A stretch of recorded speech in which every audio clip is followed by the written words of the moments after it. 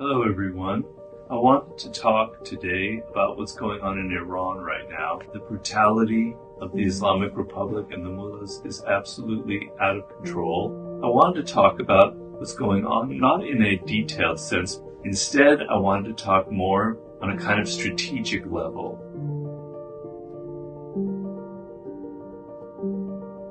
The first thing to understand is these kind of totalitarian, authoritarian regimes, they might appear very strong, and as they say, the crackdown has been very brutal, but they're incredibly fearful. They appear strong, but they're actually riddled with all kinds of weaknesses. And their weakness is the fear that they have. They have all of the money. They've monopolized the wealth of your country.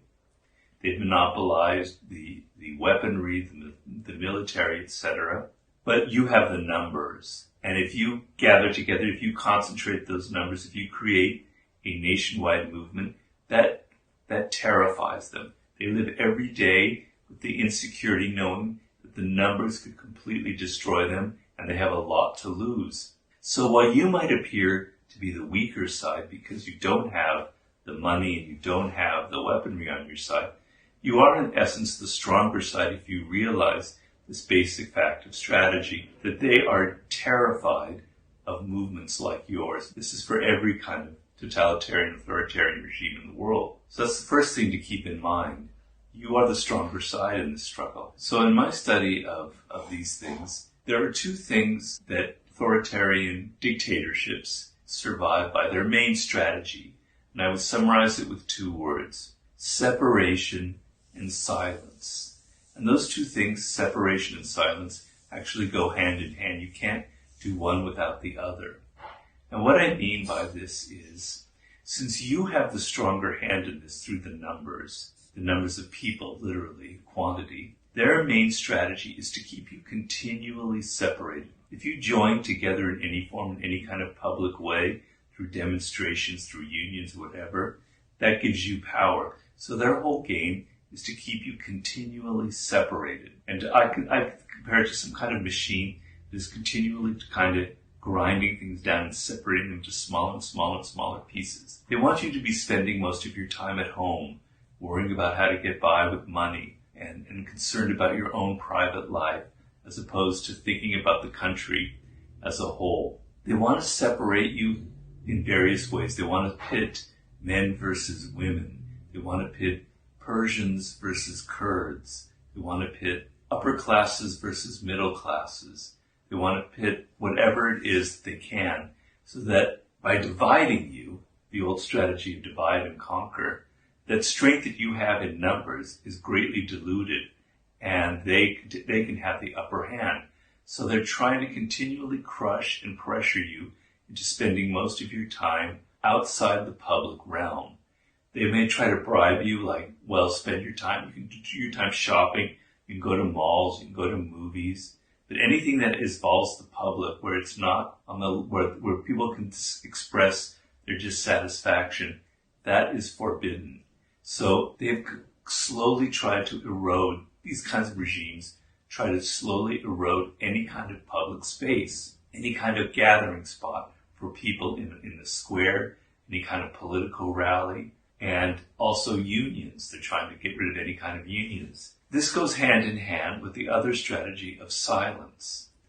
And the thing is, in these kinds of situations, in countries that are suffering under these kinds of regimes, most people, the majority of people, are quite miserable. You have no power. You live in terror. You live in fear. But you don't get to express that. You're not mingling with other people. There's no outlet for it, except maybe on social media, which they greatly control, and there's lots of censorship. They control the media, the mainstream media, as it were. So they envelop you in this kind of silence, where everybody is unhappy, or most people in Iran or in these countries, 90%, 95% are deeply unhappy about it, but there's no way to understand that everybody else feels the same way. I like to call that a public secret. It's shared by everybody in the public, but it's a secret that nobody gets to talk about or express.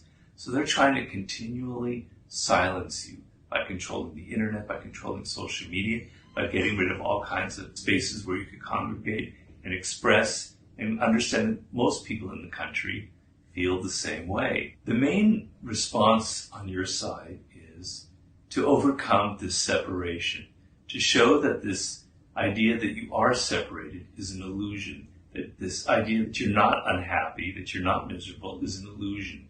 You want to break this kind of spell that they have created over you where you're all separated, you're all living in your private homes, you're all living in your little neighborhoods and nobody's communicating with one another. So you want like a nationwide movement. You want to open the doors so that everybody is seen together, visibly seen together. The more numbers, the better. And you want to try and resist this kind of dynamic that they're foisting upon you of continual separation. So what is happening in these movements, and we've seen it in Sri Lanka, we've seen it in Russia, we've seen it in other parts of the world, in the Arab Spring movement, where there is this beginning of this swelling movement among the populace that's growing, is that they're going to continually try to pit one side against another. They want to kind of fracture your movement. They want to make it seem that you are actually going to create more problems, that businesses are going to fail, that you're going to make life worse for people in this country. So they're going to try and separate the working classes from the elites, etc., or men versus women, because this is a movement that largely at first was generated by women with the Amini protest, which is one of the most important factors in your favor, actually, because the thing is, if you get women involved in a movement like this, it's women from all classes, women from all ethnicities. This bridges all of the separation gaps that they're trying to create. You're overcoming this separating tendency they're bringing through actually the organizing of women of all classes and ethnicities throughout the country. But they're going to try and separate you, and you have to resist this with all of your might. So you're all in this together. Every person, every ethnicity, every faction is in this together, and you're not going to fall for the dynamic where they're going to try and separate you on any level. The other thing is the silence. You have to be continually voicing and making it apparent and making it clear so that this public secret becomes public knowledge. Everybody in the country knows what is going on. Everybody knows that everybody else, their neighbors, are equally unhappy. Everyone has the same similar kind of complaints and gripes and is suffering in the same way. And your voices are raised, and you're raising it continually. You're shouting from your balconies. You're shouting from the rooftops. You're giving slogans out. You're breaking the spell of silence they're trying to foist on you on a day-to-day basis. Now, the thing I've come to learn in studying these movements is the element of time, which is an incredibly important factor. Because what often happens is there's this initial burst, this initial wave of anger that kind of overcomes everything I talked about. It overcomes the separating dynamic. It overcomes the silence. And then it tends to fritter away because that's human nature. It's hard to sustain this for very long. And so what will happen is, in the beginning, there'll be these moments where it's kind of crystallizes these protests. And then there'll be these gaps of like a couple of weeks where nothing will happen. And then it kind of grows longer and longer and longer. And the whole thing kind of peters out. And then the crackdown the situation becomes even worse because they have learned from your protest movement how to fight more effectively against it, how to crush you even more brutally. And they're going to do it, and they're going to find other ways. So it's a very dangerous moment. And what I've discovered is what I call is a wave theory of these kind of demonstrations. If you come at them with protests day after day after day, I mean every day, it's tiring, it's exhausting. It's hard to get people to be involved in that. It's taking a lot of energy and time and commitment on people's part. And also, if you're coming day to day to day, the crackdown will be even stronger. You'll bring out the worst, because once again, remember, they live in their terror of you. And so they're going to overreact. And that overreaction can be very, very violent. But if you let too much time go by, if like a week goes by or 2 weeks go by, the energy starts to flag. And what I've noticed is these kind of waves. If every few days or every week you hit them with a new wave, you're out on the streets with in different cities, in different parts, on a day-to-day basis. Now, the thing I've come to learn in studying these movements is the element of time, which is an incredibly important factor. Because what often happens is there's this initial burst, this initial wave of anger that kind of overcomes everything I talked about. It overcomes the separating dynamic. It overcomes the silence. And then it tends to fritter away because that's human nature. It's hard to sustain this for very long. And so what will happen is, in the beginning, there'll be these moments where it's kind of crystallized as these protests. And then there'll be these gaps of like a couple of weeks where nothing will happen. And then it kind of grows longer and longer and longer. And the whole thing kind of peters out. And then the crackdown the situation becomes even worse. Because they have learned from your protest movement how to fight more effectively against it, how to crush you even more brutally. And they're going to do it, and they're going to find other ways. So it's a very dangerous moment. And what I've discovered is what I call is a wave theory of these kind of demonstrations. If you come at them with protests day after day after day, I mean every day, it's tiring, it's exhausting. It's hard to get people to be involved in that.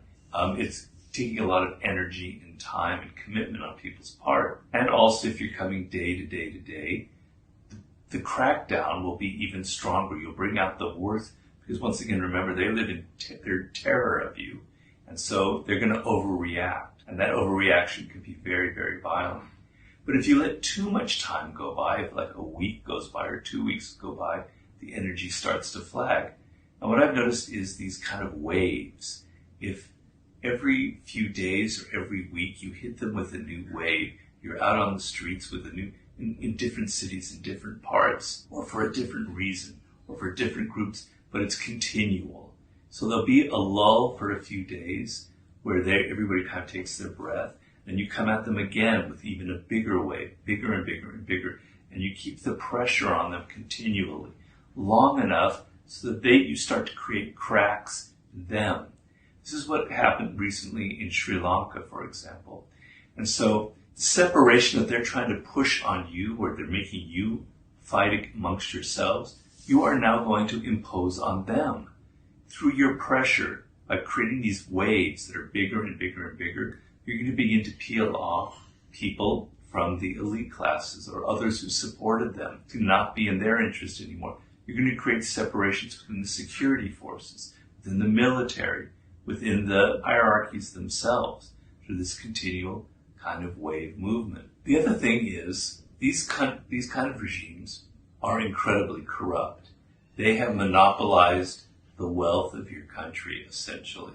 And they divvy it up among various different classes who they make kind of complicit in their sort of illegal activity.